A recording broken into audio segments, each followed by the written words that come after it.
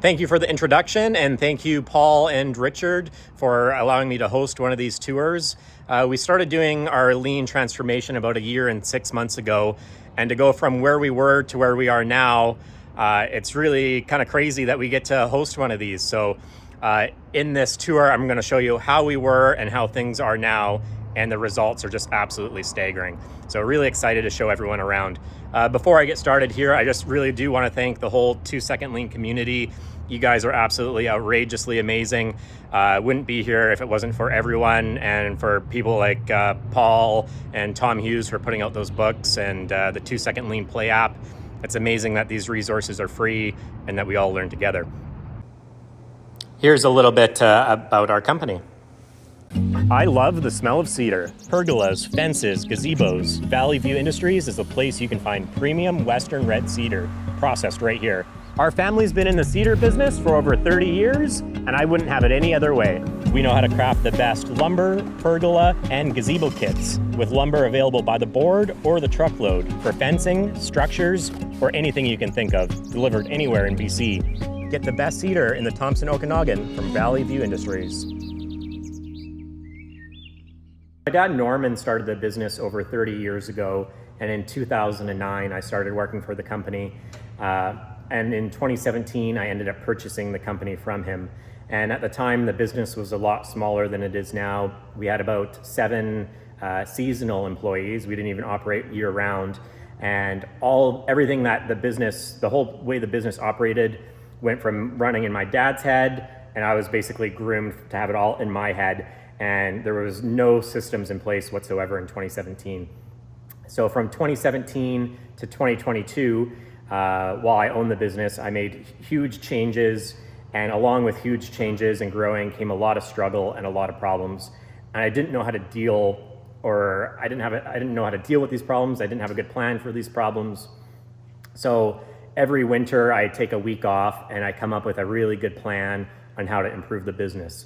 So I did that. So I was going through YouTube and stumbled across a tour of Fast Cap with Paul, and I was just blown away. I was just like, okay, what is this? I got to do this. I'm inspired.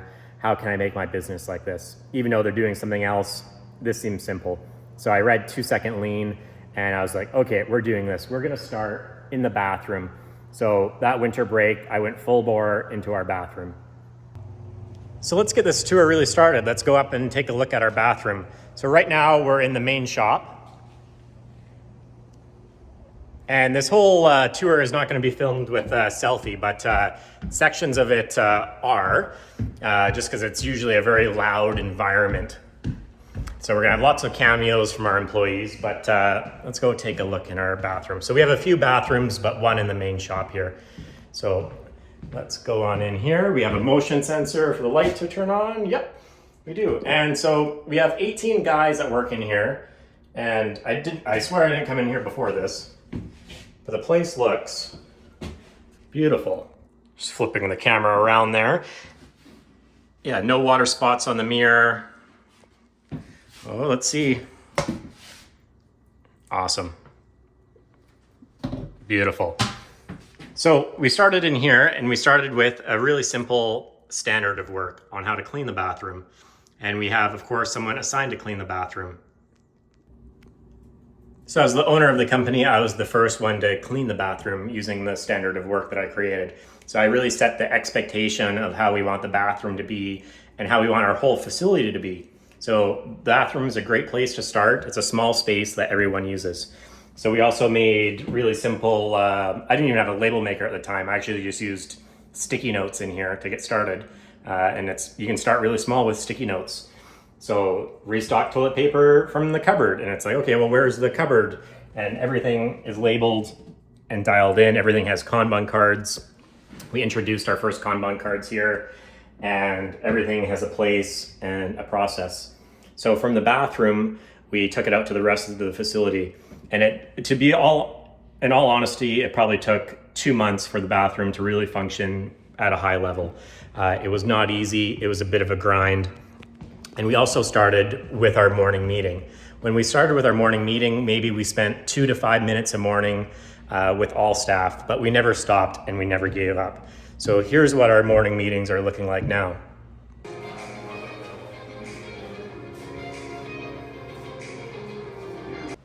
Our morning meetings start at 7 a.m. sharp. Before, we had an issue with employees even arriving late. But now that we have such a sharp start time, everyone would see someone arrive late. So it really doesn't happen at all. We have built such a good culture from it. So 5 minutes before the morning meeting starts, we play a 5-minute pump up video. So the video we're playing here is actually a video of me paragliding with some really upbeat music. This allows staff to settle in, and something we've started doing recently is providing coffee and apples for all staff, as well as some granola bars and freezies. So no one has to stop at Tim Hortons and waste money getting a coffee on the way to work. They can just come straight to work, get a good coffee, and then ease into their day.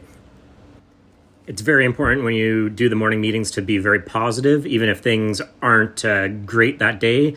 Just stay positive because it affects the production and the whole morale of all employees. So here we go. Our morning meeting's now starting. I'm running the meeting today, even though we all run the morning meeting, which is great. I can now go on vacation. It's a thing of beauty. We don't stop improving when I'm gone. So our first slide is who's off that day, and then we go over who's off the next day, and then we keep safety on top of mind. We go over any close calls or safety concerns we want to talk about, or just any general safety concepts in general. After talking about safety, we get into our morning stretching. So we either do the radio tasso from Japan, or we do Jack's stretching, which I think is originally from FastCap, and that is a good YouTube video. It's about 1 minute long. The one we're doing here is about 3 minutes and 30 seconds long.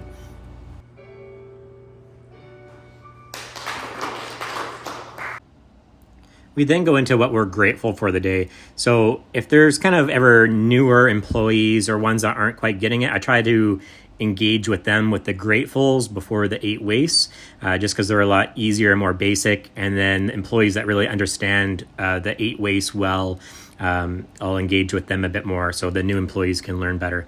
And then I'll slowly start engaging those new employees. But the key is to get engagement from everybody every day. We then go through the 8 wastes, and we've actually decided on 9 wastes, with communication being the one we like to start with when we tell a story. And we don't even put the actual wastes up on our board anymore, even though they're posted on the wall behind everybody. On the TV screen, we don't even have them posted because we know them so well. So one of the stories we like to tell is that we've communicated poorly, and that leads to overproducing a product. So right now, let's talk about overproducing lumber, because that's what we make a lot of. So we've made too many boards. We then need to transport those boards with the forklift into inventory. The inventory is taking up space, and it ends up getting defects. And to resolve those defects, we need to overprocess those boards. And while we're overprocessing, we're wasting motion by sanding them, and even going and getting the sander, walking to get the sander is wasted motion. And while we've been doing that, internal and external customers have been waiting, because we go from log to finished product. There's so many, all of our internal employees are often waiting for others. So it's so important we work as a team. And we could have been doing something else. We could have been making an improvement. Once you can see waste, it's really easy to eliminate it. We're now going over improvement opportunities from the day before, just anything we can actually improve on that we either acted on or didn't act on from the day before. And I try to engage as many people during this, but everyone's so awesome. They're all talking there about things that they could do better from the day before. And improvement opportunities are different than our defect slide that we'll go over a little later in the meeting. We then go over who's cleaning the bathroom for that week, and we do that every single day, and we just review, making sure that the bathroom was absolutely perfect from the day before, and if anyone had any issues. We often have customers actually are the only ones who really make our bathroom a mess now. We then go over any missing tools. Quite often now we don't have any missing tools, so we usually buzz through that slide pretty quickly. But if there's anything not put back, we know right away. So not even a 10 millimeter wrench missing. From the day before here, there's some employees that requested some new tools. So we're just handing those out, and a few things for improvements. I was lucky enough to go on a Japan study mission, and there's 2 key things I brought back to implement in our morning meetings. And this was going over defects and potential defects, or a change point. So here we're talking about defects, but our slide doesn't say defects. It says is there anything not right? And it also says smile when you have a problem. So there's a picture of me up there smiling. It's fun, it's bright, it's inviting to talk about our problems. Earlier on in our lean journey, we didn't really talk about real problems. We talked about, where can I put this tool in a better spot? And that's all fine and good. But after maybe 6 months, like our place started getting very clean, very organized, and then we were able to dive deeper into real issues. And even back then, I was thinking about these big problems and how I can resolve them. I need to do a big Kaizen event. And really, you don't. You just need to make small, continuous changes every day. So here we are in our morning meeting spot, and we're not perfect. We've had 125 production days this year, and we've had 7 defects get out to the customer. Some very small, some bigger, but there's been defects. And actually today we had a defect go up on this board. So that defect we sent out to the customer were fence panels built to the wrong size. The customer actually provided us with the correct measurements, and we wrote them down wrong on our internal order sheets. So we sent 7 fence panels, big fence panels that didn't fit in. So the customer was struggling for hours, carrying these into the backyard, trying to make them fit, cutting them down. And then he called us and said, this just isn't right. So the next day we rebuilt all the panels, delivered them, and ensured that they fit on his site. The next day he came in and he was really happy how quickly we dealt with the situation, but he still said he wasted hours of his time. So without any thought, I took out my wallet and I handed him $200 for the few hours he spent struggling. And he was just blown away. He's just like, you're dealing with this so nonchalantly and so professionally. He just hasn't seen it anywhere else. And in return, because of this defect, we've changed the way that we process our orders now. We now send the measurements to the customer to verify before we build. So hopefully, now that we've identified and talked about this defect, we never go back to the original problem. We also go over our days without time loss incident. So we're up over 600 there. And then, so Hankaten is just Japanese for change point. So we go over if there's any change points involving a person. So if anyone's off that day, or if there's a new employee, that would be a change point involving a person. And then we go over change points involving a method. So you can see here today, we have a change point with staining. So we have a new employee doing staining, older employee, but new to us doing staining. And we have a new method. We've installed an overhead system for our fence panels. So the method's changed and the equipment's changed because of that. That's part of the equipment as well. And we're also staining different materials than we were before. So with that, our implementation plan is standards and specific standards to different stain jobs. I realized that there was even more in my head than I realized. And in some of our standards we're creating, we need to go into more detail.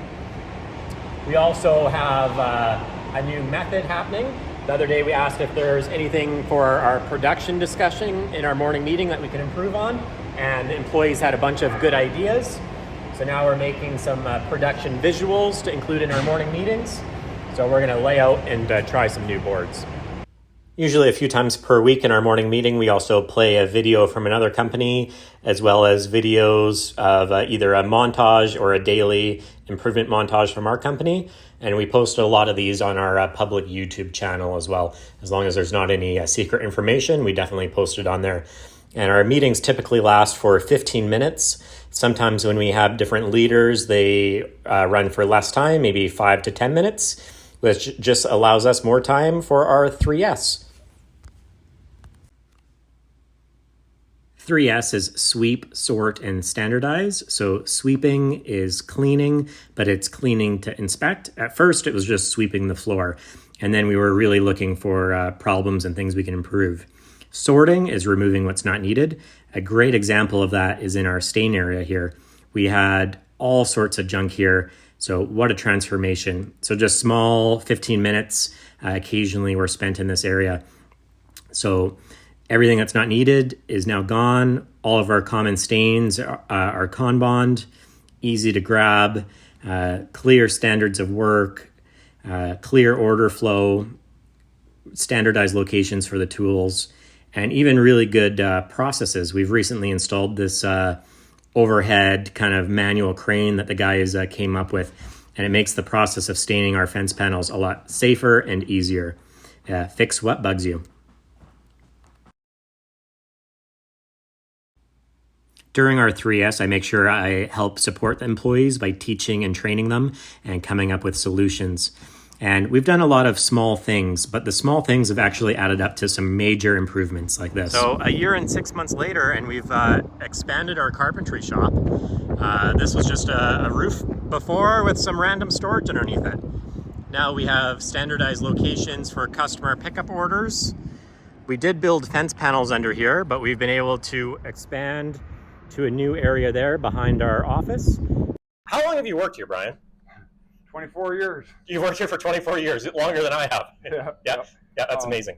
But no, I used to do it in batch runs, and I was finding that I wouldn't notice any mistakes along the way. Yeah. So what do you mean by how we used to do it in a batch? Like, how would you actually do that? So if you're building 50 fence panels with all different measurements, how would you kind of do that? I'd cut all my face plates, all my sides, and all my tops to the exact measurements that I needed. I'd have it stacked on a pile, and then I'd start building. And now, with us doing the lean manufacturing and one-piece flow, I ran into a problem like that this morning, where if I would have went through the back, I went through the whole order, and I would have been 2 inches too long on the panels, and I would have had to go back and reprocess it. Yeah, so you would have had to reprocess, like, you're probably like 4 hours of work. Easily. Yeah, and how often would that happen, that there'd be like maybe a customer changes their mind, or an order changes, or maybe there's a mistake caught somewhere in that big batch of material we had? Did that happen quite a bit before? Before, it used to happen. It was quite common. Quite common, yeah. Quite common. Now it's rare. Yeah, so now you're only making one fence panel at a time, checking them, and if there's any issue, it's only with one, and you can fix it immediately. Only with one, it's fixed, it's done. I can carry on. I don't have to go and adjust any other panels. Yeah, and so you're able to work in like a way smaller area here as well, right? Yeah. Very cool, Brian. And back here, we just didn't have a good layout. So now we have incoming and outgoing inventory for semi-loads of lumber, staged wood for our dry kiln up here, and then we have a dedicated spot to park our trailer, which doesn't seem like a big deal, but we didn't have that before, so it has saved us a ton of time just having that parking spot. Yeah, because you were questioning working here before when you first started, right? Oh yeah. So why was that?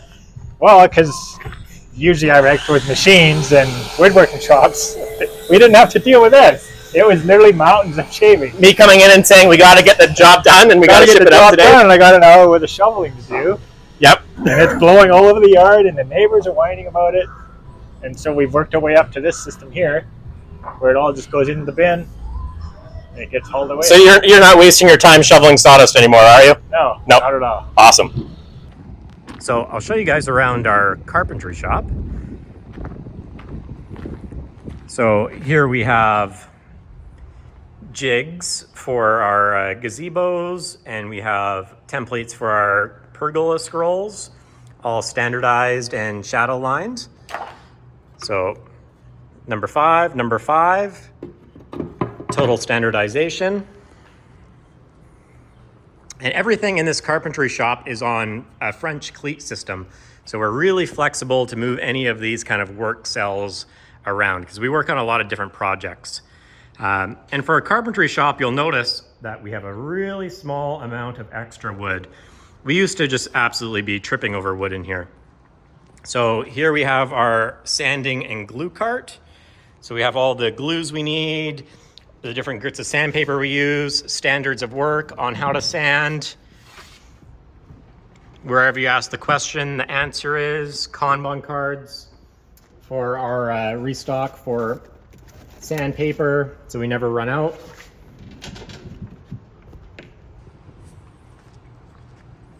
Router cart, Kanban cards for all of our, this was our old system for router bits, still has some random ones in it. And this is what we're doing now.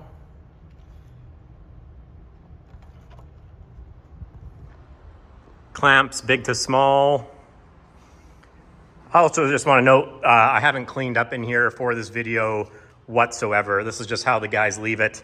I do think it's a little dusty right now, but we went from producing a gazebo about every 7 to 10 days to every 2 days. So a lot of work goes through here. We've also been able to put in a CNC, which has definitely helped with production and making parts that we need. Up there is our order board, or Kambichi by board, for managing the carpentry orders. So we limit to 4 orders in a work in progress at one time. Before, in the past, I'd sometimes have 10 or more orders in process. And here we just have our upcoming job hardware bin. So what's it like to work in this shop? Hi, I'm Liu. I have come here and have been here for 8 years from Japan.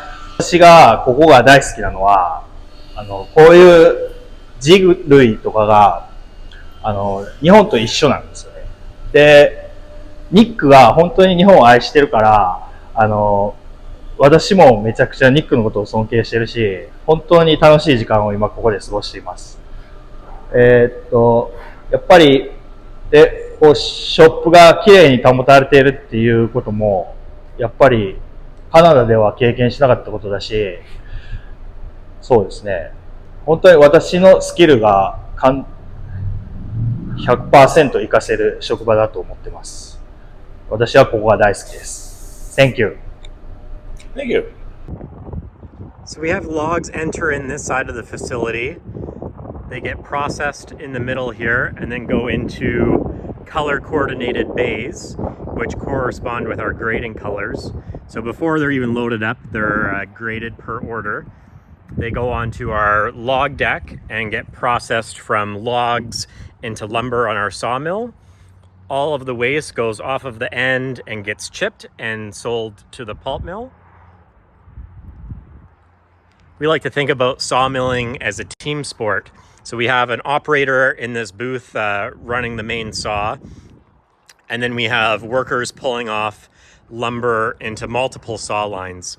So we have a resaw to take thicker boards into thinner boards, and then we have our edger, which has 2 saw blades inside that cut the edges off to make the board square, and we even have an overhead laser line so the guys can line up the boards perfectly. All the boards then flow down to Steve. So I'm rolling now. So trim a board how you used to do it. Okay, so I used to have to trim my boards.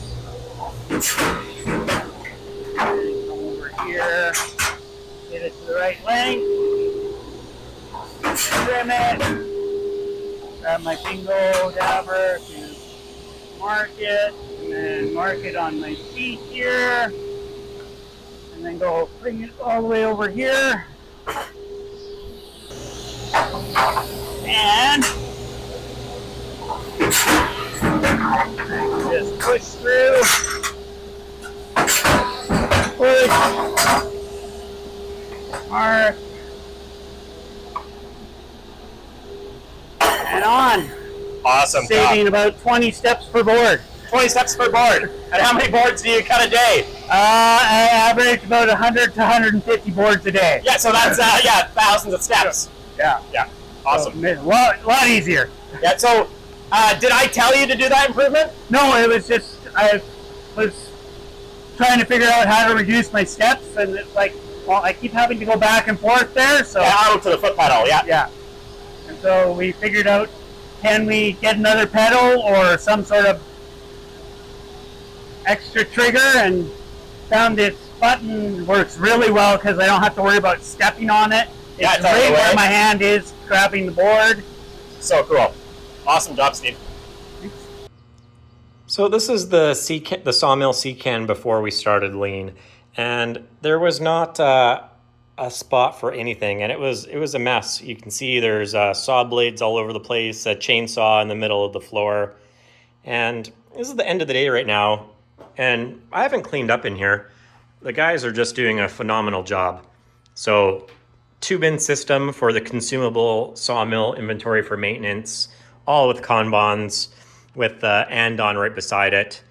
Kambichi by board for the maintenance. So we've created our own maintenance log. We're getting it out of the manual up on this board so we can do, let's say for the chipper, check oil daily. There's the QR code on how to do it and if it's been completed or not. And then our chainsaws, wherever you ask the question, the answer should be. So before we just had chainsaws laying in the middle of the floor. And now, so if I need a chain for this chainsaw, well, right there, there's the 24-inch chain, and there's a Kanban to reorder and sharpen chains for each of the saws. But what's even better is when you need to use a chainsaw, you also need to wear a face shield, chainsaw chaps, and then you also need a log tape and paint, all right there. And even a crumb trail restocked from Stain Area where we have more inventory. The guys have just dialed it in back here. It's just really impressive. They first said that they did a 3S for half an hour or 3 hours and they said there's nothing else we could possibly do. And now there's just endless improvements in here. What else has changed? Yeah. Before, we had a gas motor that we'd have to turn on and off because you wouldn't want to sit idling. Now we're electric, so it can stay on all day. And we went from batch processing to one-piece flow, which has improved our wood production. There's more wood going out to the door instead of just having random piles of stuff everywhere. One huge. Also, we have all these roll cases now, and it's set up so it flows. I'm a huge fan of the Fix What Bugs You. There's lots of things that once you start realizing that and actually know that you have the time to fix what bugs you, because it can be little simple things like on the tidy tank, one of the clips has a really pointy end, so I flattened it so it stopped stabbing you when you went to go use it. Yeah, and you have this 15 minutes, and I think you can find an improvement very easily. Is that true? Oh yes, and the biggest thing was the hurdle was coming up, because cleaning's easy. Everyone gets the cleaning, everyone gets the sorting. What I've realized now that a lot of times I'm spending my 3S nowadays doing is standardizing everything. Everything should have a standard, and once you realize that everything needs a standard, then there's just so much more. Whether it be tools having a standard location, whether it be standard operations for various different things on our board that we have for end sealing all timbers and all this stuff, to having a standard location for even just sharpened all bands and blades and stuff. Yeah, it's so awesome. So we have the same size yard as we did before, and we have like a ton more space now. Isn't that crazy? Yeah, we had like, if you show pictures of like the old yard versus the new yard, and it's just like, I bet you it's a third of what we had. Yeah, about that, yeah. We had before. It is kind of hard when you're set in the old school ways of thinking to do lean, but it is worth it in the end, because once you get the concepts and it starts to actually make sense to you, then things become infinitely easier to improve. And how did that really happen? Just through seeing other people, even watching the videos that you show in the meeting from other companies, and it helps you, and it just seeing what other people are doing, and then you could then adapt it to your own work environment. I'm the production manager here at Valley View. I've worked here for 3 years. Awesome. So tell me about the contrast from the last year and a half to now. It's a night and day contrast. I've seen some fairly significant changes over the past year and a half. Before we started the whole lean culture, a year and a half ago, we would have employees that they didn't even want to change, real stick in the mud. Can't fault them for that, but they would view the improvement as waste. Like if they were struggling to get a job done but persevering through it, they would just view that as hard work. And to take an extra 10 minutes to make it easier for themselves, they view that as waste. And now, a year and a half later, it's the exact opposite. People won't even really start a job before they even start thinking about, well, what are the wastes and how can I minimize it? It's been a total sea change. So yeah, everyone's thinking differently. Yeah, everyone's thinking differently for sure. Another really important one that's come up recently, we're getting into this about a year and a half now, and I gotta say credit to Tom Hughes for Gemba Docs. It's a great app. I just gotta plug that a little bit. Sure, yeah, no problem. Honestly, it's become one of my favorites because it lets anybody make like a really professional looking document for use in the workplace very simply. And one problem I've encountered in my job here is that I forget how much just I know. And it's not just me, it's anybody, it's Nick, it's any employee working out on the floor. They'll all forget how much just they know. So that someone else will go to do a task and they'll have no idea what the answer is or how to do it properly, and they'll fumble about and waste too much time. And now what we're seeing because of Gemba Docs is employees are actually excited to share what they know and to teach it. And I've seen employees, they'll talk about how excited they are to use that 3S time in the morning to put together a whole instruction booklet of different maintenance procedures on pieces of equipment that are second nature to them. They know it, every step is memorized, they can change out different blades or bits or whatever else. And before they were really reluctant to share that with anyone, That's right? right. Before, they held all that knowledge and all that power, didn't want to share it with anybody, they didn't want to take the time to do it, and they wouldn't really internalize the problem of, well, how do we share this information, right? It would just become another file on a manager's desk of problems to manage. Now they're internalizing that problem, coming up with a solution, implementing it, and putting it into production in the workplace without even involving any management. So would you say your management, so do they come to you as much anymore? You have time for some more important things probably? I definitely have more time to get on to the bigger things, for sure. Yeah, awesome. What do we do with all of our before and after videos? Yeah, we post them every day. Yeah. And, it was, in the morning meeting, like the pictures of the old and the pictures of the new, it was just a huge difference. Yeah, and did that make you feel good? Yeah. Yeah, and then so from there, I think that was a bit of a turning point, right? Because after that, you just kept doing more and more, and it's almost like a dopamine rush, right? It's like, I see you every morning, even after the 3S, like improving or cleaning or. Well, we do have the standard of holding a rope tight. So if you see something on the ground, you pick it up and you clean it up. You leave it better than you found it. And honestly, like you said a while back, the standard we walk by is the standard we accept. Awesome. So if we walk. So Luke, tell me a bit about how this place used to look. Well, this is kind of what this bench here used to look like.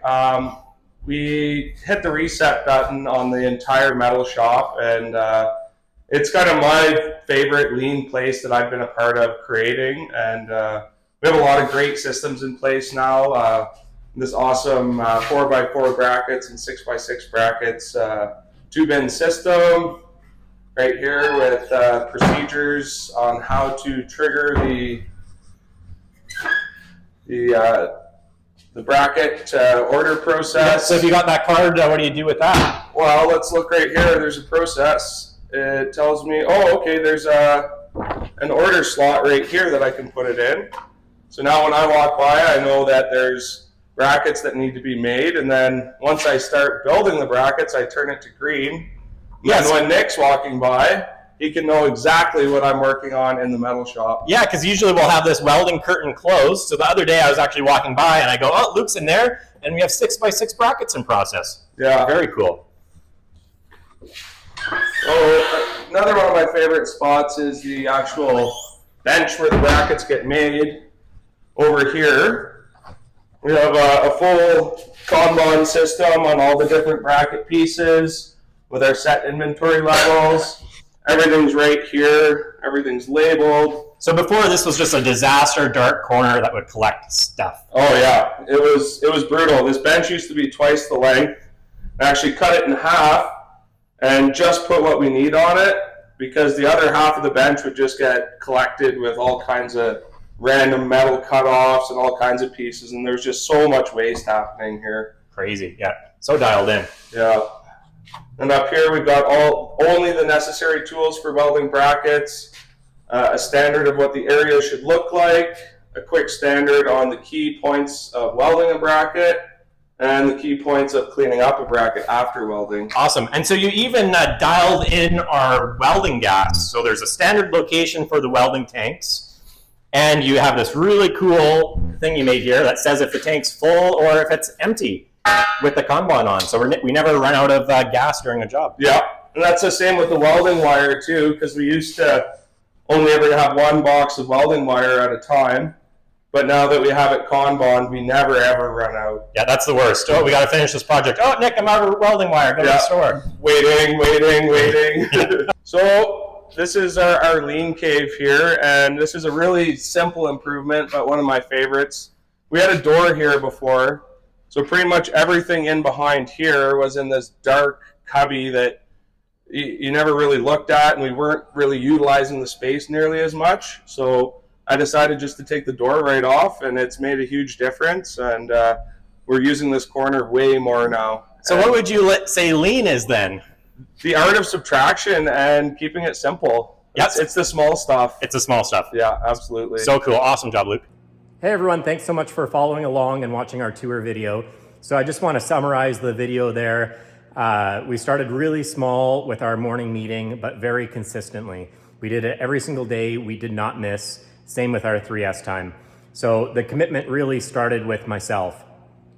It was quite a bit of money and time not actually producing products, but we stuck with it and we started to see results. And even though we were doing small things, you can see how the small things add up over a year and a half. And the other thing about starting with myself is a lot of these concepts I didn't practice. I never used to leave things better than I found it. And when I started doing that and making before and after videos where I was leaving things better than I found it, my people started leaving things better than they found it. And then as we developed, we learned all the different lean concepts. And now basically whenever I have a problem or my people have a problem, they can just like have this lean concept in their head and they know how to deal with the situation just based off of a simple concept. So thanks so much for watching, everyone. Let's get into that Q&A.